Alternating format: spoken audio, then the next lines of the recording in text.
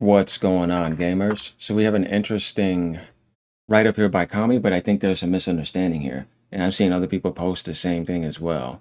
And it has something to do with PlayStation and Outlaw games. Who we know it was a studio founded 1 year ago under Call of Duty Zombies veteran Jason Blundell.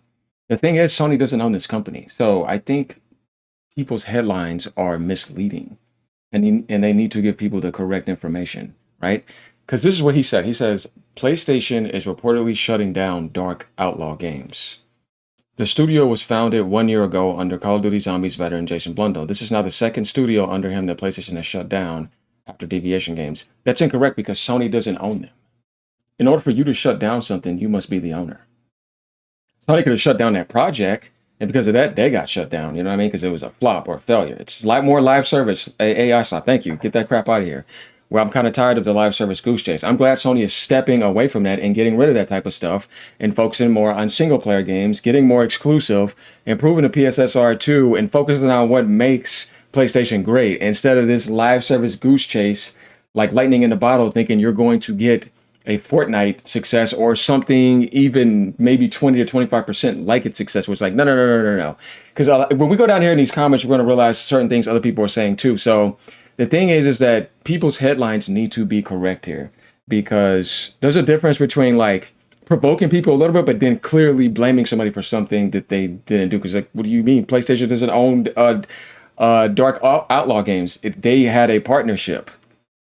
And it was a live service game. And how many live service games, like we said, succeed? Mostly none of them. So is this Sony being a villain because they shut down a project and this studio gets shut down because they don't want nothing to do with that? No, you didn't meet the status quo, right?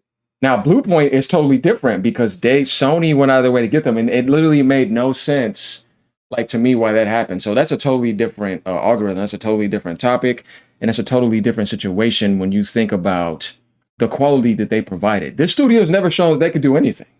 I saw no gameplay. I've seen nothing. I don't even know what live service game they were working on, right? It's like, wait, hold on a second. That's all wrong here. So going down where you start to see stuff, you got people saying stuff like Sony has zero appetite for risk anymore, closing two Blundell-led studios before even seeing the trailer is a terrible look for the creative pipeline, just chasing safe bets. Well, here's the thing. It's like, no, stop with the live service. Realize what works. And once again, they didn't close them down. Oliver says Deviation wasn't shut down by Sony. It wasn't a first-party studio. Correct. Jason Sherrier says more layoffs today. PlayStation is closing Dark Outlaw Games, a studio formed last year by former Call of Duty lead Jason Blundell. His previous studio, PlayStation studio, Deviation, was shut down. I don't know if you guys remember that. They weren't doing anything. PlayStation also making other cuts, including in mobile development, around 50 people laid off. That makes sense when it comes to mobile.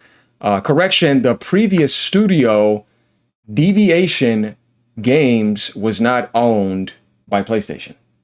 Mm-hmm. And this is what I mean by like, this is how far headlines can go on the internet, where people can jump the gun on a lot of things, come in and say a whole bunch of comments, and want this to kind of fit their narrative so that they can feel better about the failureship of maybe Xbox or something else that's not doing as well.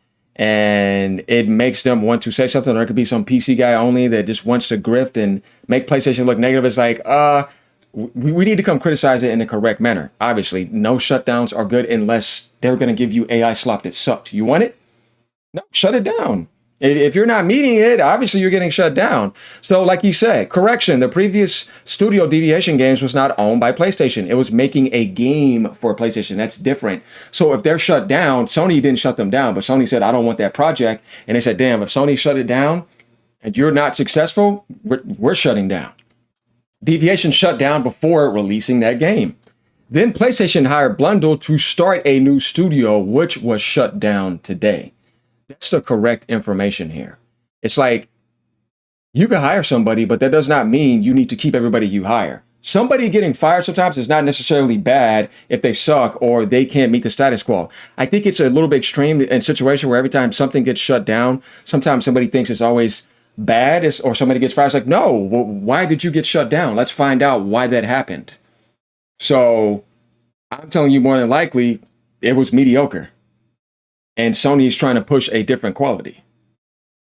Other than that, it's like, yeah, the only mistake you possibly could have made is that you hired them and it didn't end up working out, and you have the vision to see that they couldn't do that, or you could say the other way around. I'm going to give you a chance. Sometimes giving people an opportunity is a good thing. It's not necessarily bad. And if they do not perform, that's not Sony's fault.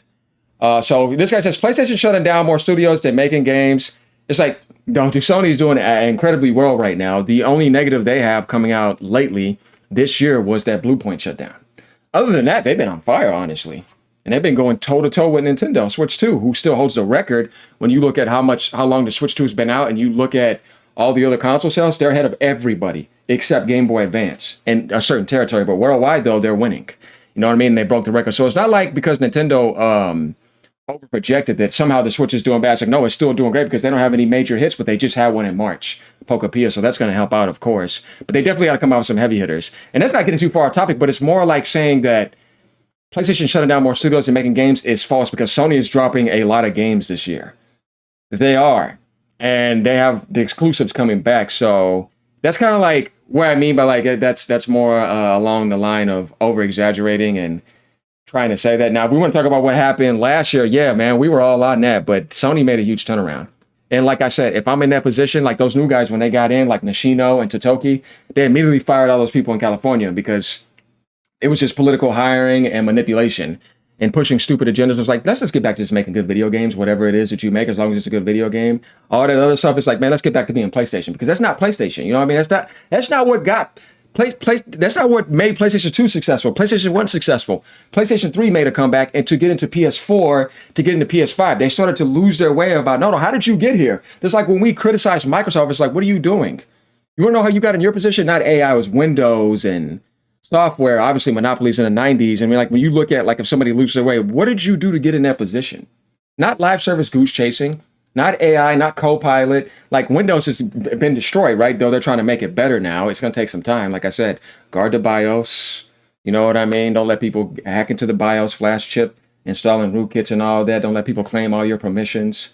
All that weird stuff, signing on to the snapshot and all weird stuff where it's like, you have too many vulnerabilities in your system. You should not give anybody freedom to hit all run command prompts too before they even log in. Mac is way better with that. But the point is, it's like you have to think what got you in that position to be that type of company. Data centers is working well for them, right? What made PlayStation great? We know what made PlayStation great. Single player narrative games and having strong third-party support and being pretty much the open PC platform of the gaming industry.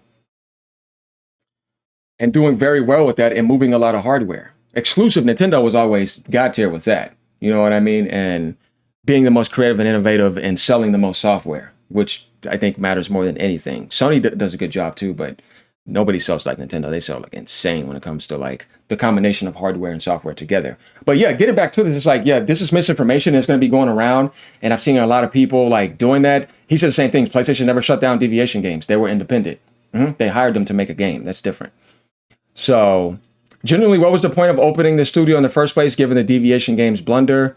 To give them an opportunity. That's what I was trying to say. If they failed, would you want me to keep you hired and give you some more money? It's like, no, that's not smart.